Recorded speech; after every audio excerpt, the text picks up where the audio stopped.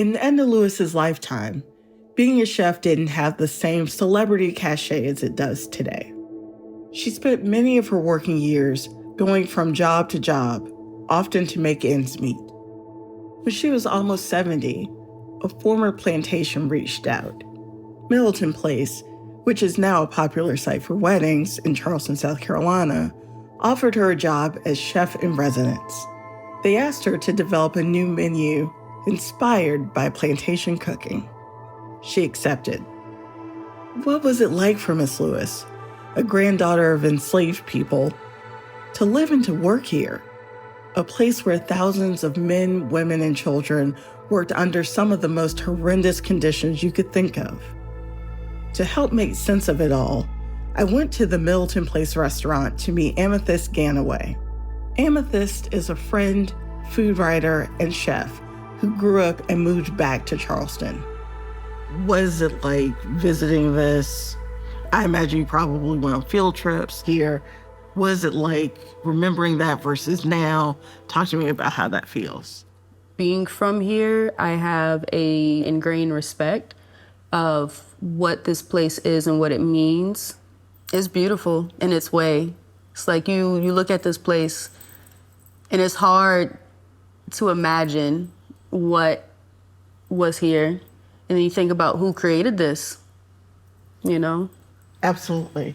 Is there also a sense of pride as well? Because to your point, we built this, enslaved people built this. The entire landscape. Yeah, so is there a sense of pride in that as well? 100%. Craftsmanship, the beauty, to be able to make something so beautiful out of a tragedy. We get to experience it in such a different way, right? So I feel an immense amount of pride. With Edna Lewis, she lived a couple buildings over right there. And I'm trying to imagine what that must have felt like for her. What do you think her impressions might have been? With her, especially growing up in a rural, freed community, I don't know. I imagine it's a range of emotions, the way that we're feeling our range of emotions. How can you not?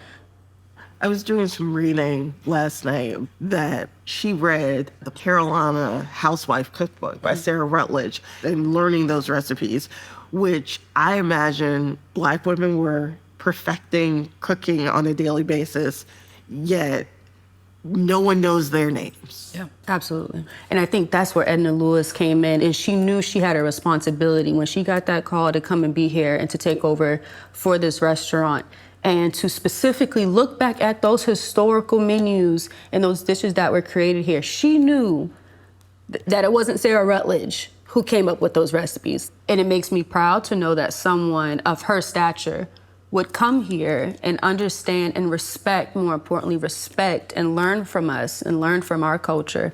Being from South Carolina, what do you take away from this?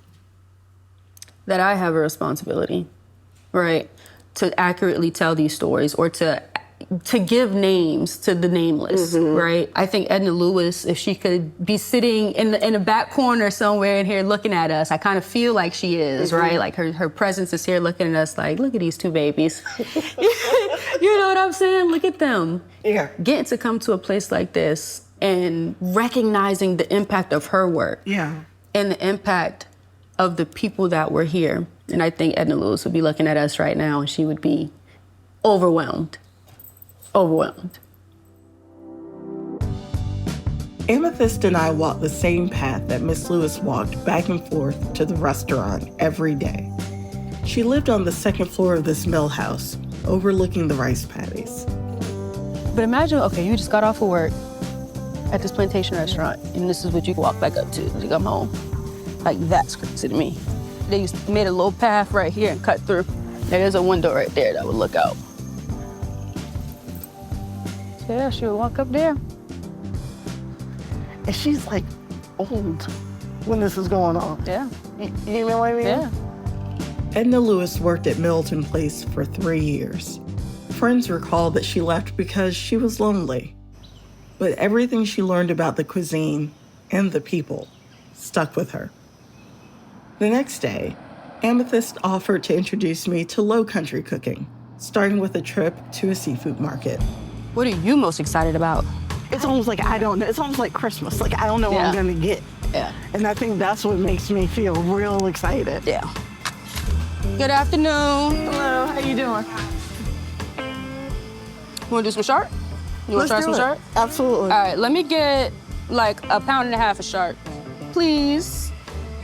And then we'll get some crab seasoning. So it's like our mix, like a Old Bay. Okay. But everybody make their own. 1 mild and 1 spicy. I'm very much looking forward to this. You in for a treat. I'm very much for a looking treat. forward to this. Thank you, y'all. Thank you so much. You too. Next stop, a backyard dinner, Charleston style. Digging a little deeper into Charleston's culinary heritage, I mean, how would you describe it? Charleston's culinary heritage is a painful but beautiful story. Charleston was created literally because of a food source, because of Carolina Gold Rice. Right. But from that, you know, you have Gullah Geechee culture, which is the most retained West African culture that you can find here in the Americas, right? So you see that with dishes like okra soup, like red rice. So talk to me about the shark. What is happening? Yeah. I actually got some of our crab boil seasoning that we also got from the seafood market, and I just threw it in here. I'm gonna kind of do my own spin on something I actually saw Edna Lewis do while she worked at Middleton Place. She did it with scallops. I'm gonna do it with shark meat so I can bring a little bit of this back to Charleston and the Lowcountry and Gullah culture specifically. So are we gonna grill it? That's what we're gonna do? We're gonna grill them. Okay. We're gonna stew them, and then we're gonna eat them. All right.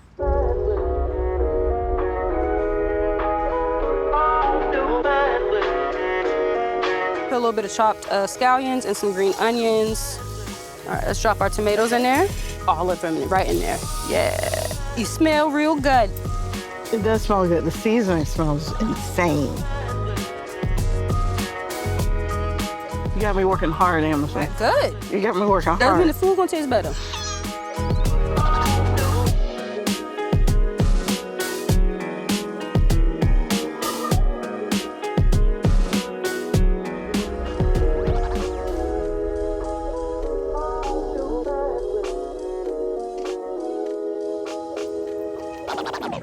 Oh, wow. So we have here a little smothered shark with some greens. We got our mustards, our turnips, and our collards, and some stewed down heirloom South Carolina Lowcountry tomatoes. Thank you so much. You're very welcome. Well, I don't know about you, but my shark was 4 tenders now. Wow. That is incredible. Pretty good. Oh, my goodness. I'd be surprising myself sometimes. I ain't gonna lie. Where I'm looking at this plate, there's this full circle kind of connection moment where you are so connected to the land here and to what you're cooking. You have this relationship with that. And so did Edna Lewis. I would love to hear your thoughts on that connectivity. For me, the biggest thing about Edna Lewis was that she was cooking the food that she grew up with, literally growing in her community, and it was all done very, very simply, and it was all really delicious. And for me, it helped me realize how special and how important my foodways were and how important my culture were and the ingredients that we had locally here. So while it might not be ingredients that she would have had in Virginia, I was able to take those same principles and apply it to the food that we have here. Welcome to Charleston. This was a hell of a way to be introduced.